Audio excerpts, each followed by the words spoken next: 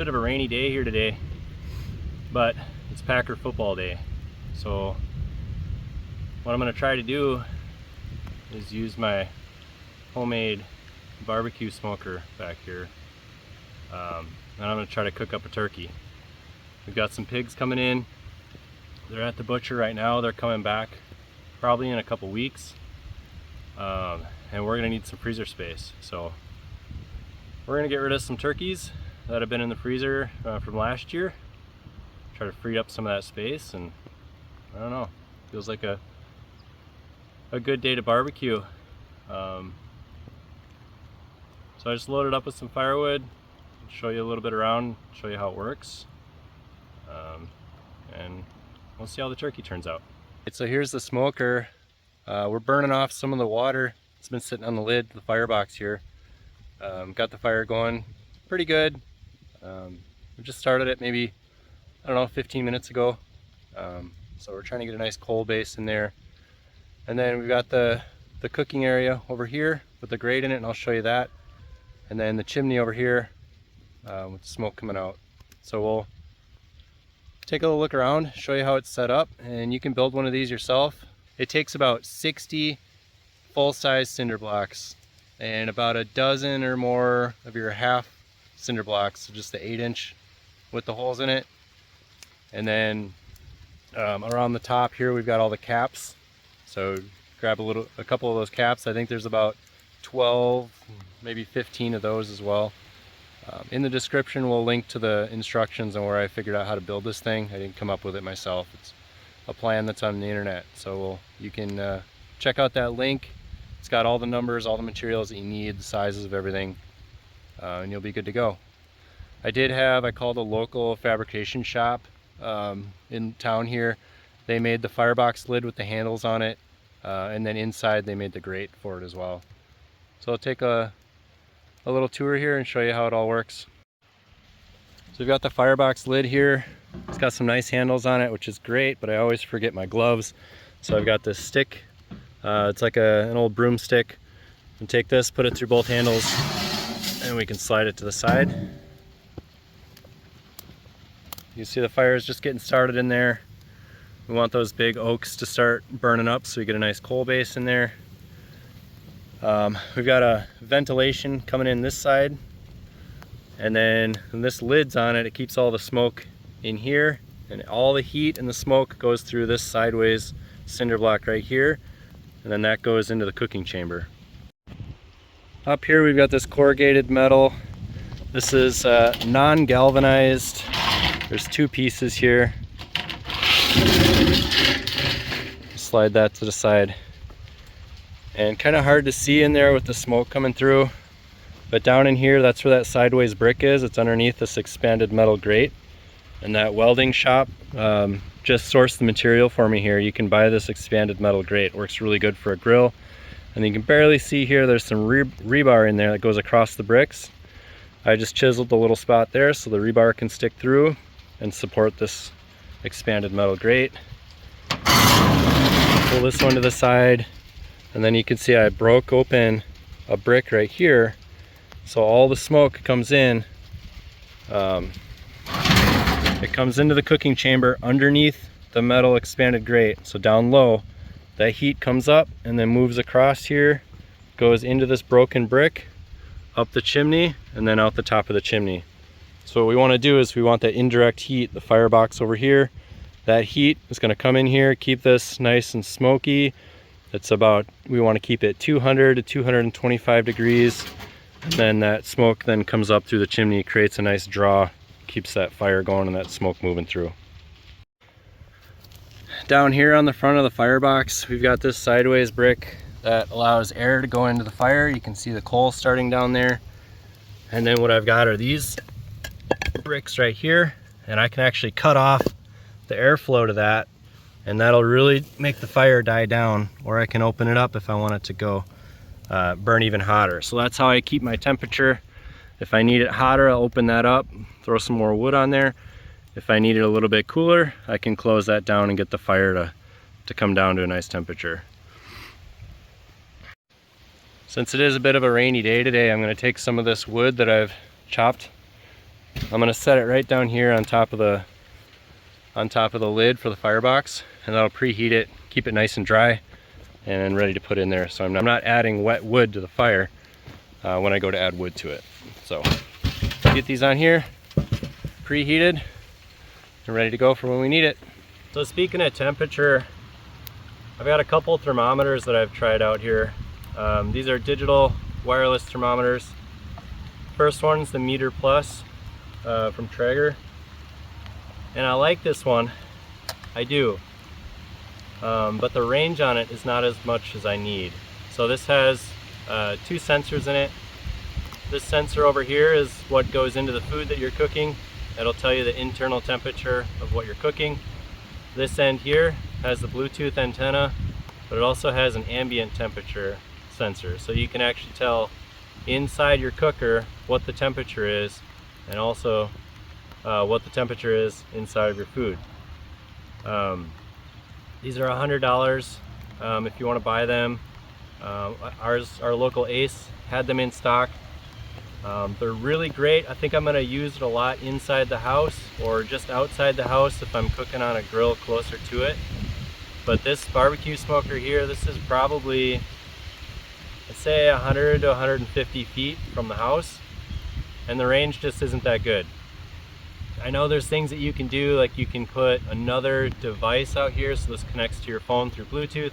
You can put another device out here as long as you have Wi-Fi signal, have another device inside the house that's connected to the same Wi-Fi, and then you can boost your signal as far as your Wi-Fi reaches. That's a really good option, except for a day like today, or if I'm cooking overnight.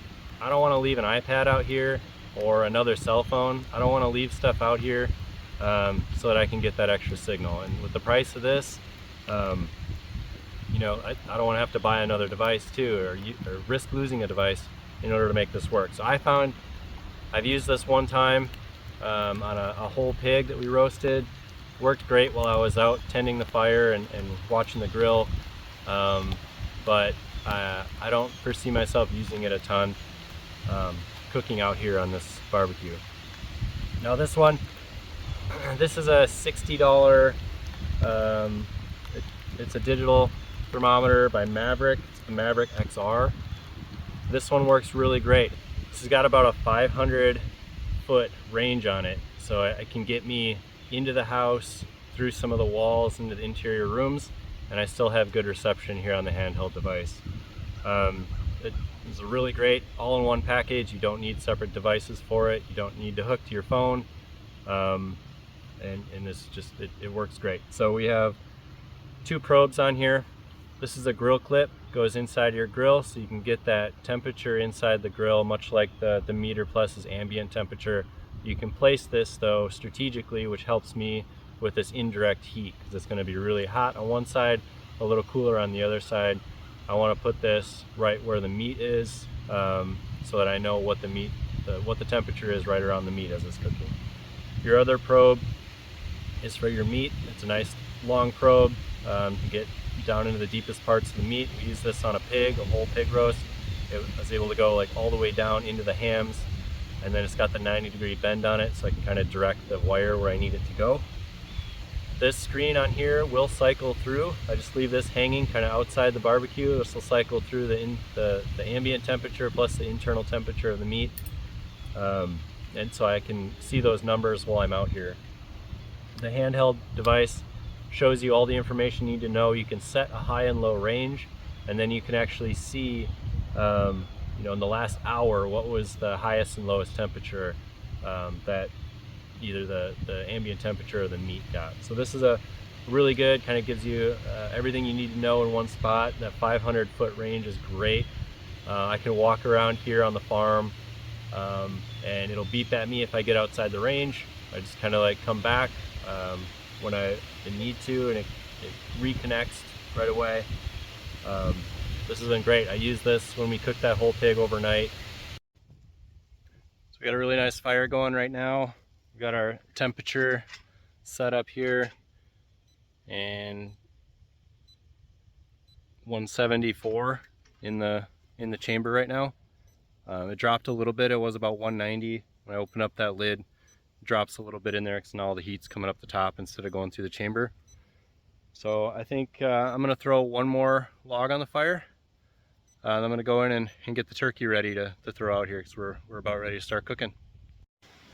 All right, so we're out here getting ready to take care of this turkey. We're gonna spatchcock this and then barbecue it open for two reasons. One, spatchcock is just a really fun word to say, so why not cook that way too.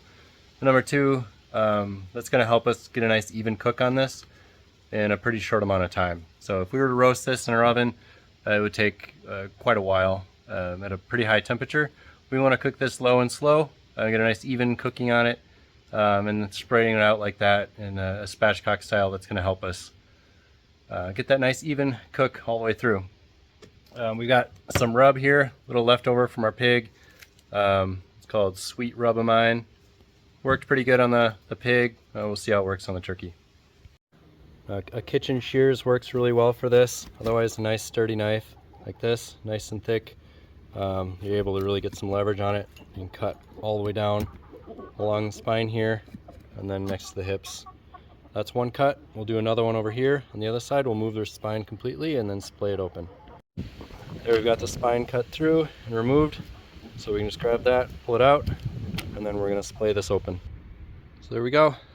We cut through the back, just kind of flipped it over, push down, get it splayed out nice. Those wings set up nicely.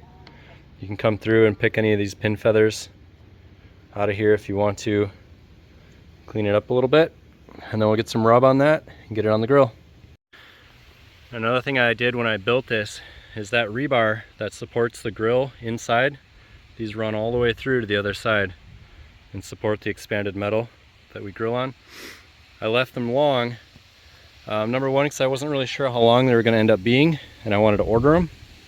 And number two, I wanted to have a little shelf out here so I can put stuff down, open up the top and get everything in there and then close it back up quick so I can keep that internal temperature good. So this worked out pretty well. I'll probably trim these off a little bit and then attach these boards to it. And it makes a nice little prep area over here on this back side. So you can see right now the temperature is 244. It's pushing 250. I just opened up the Firebox a little bit more. So I'm gonna really jack up the temperature here, open up the lids, get the turkey in, and then that'll probably fall in right around 200 once it's all said and done. You see we've got the turkey on there. I got the fire going real good. Flames are coming through. That'll settle in a little bit once I drop the damper off. I just have it going good right now so I can keep the temperature warm in here. I'm gonna place my meat probe, which I've got over here. I want to stick this down into the deepest part of the thigh here. Right there.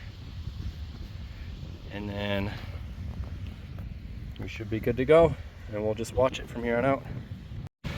Alright, turkey's in. The triple L's here just means that the temperature in the turkey is pretty low. That'll come back up as it starts to cook. We're already back up to 225. You can see we were down to about 190. 220 is about where I want it to be. So I'm going to close this up. Leave just a small air gap here. So a little bit of air can pop in. Popped up to 300 already, I think just because the fire is going crazy. Probably licking that probe a little bit. But she should settle in right about 225. Alright, we are out here checking on things. It's been about an hour. I got a notification on the Maverick XR saying that the chamber temperature was sub 200. So we're out here to check on it and see how it's going.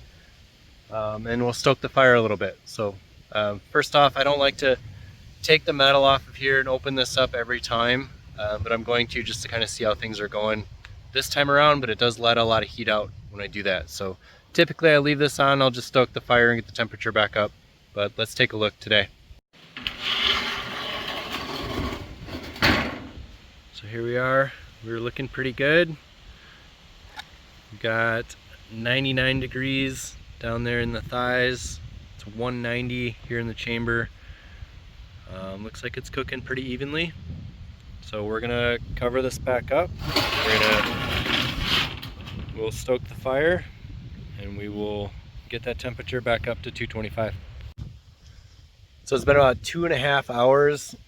We're sitting at 230 degrees in the chamber, and we're at just under 160 in the meat. So we're getting close. I think it's probably going to go probably 3.5 hours, which is about perfect. That puts us at dinner time. So let's take a look and see what it looks like. There we go. That's what it looks like after about 2.5 hours. We're at 160.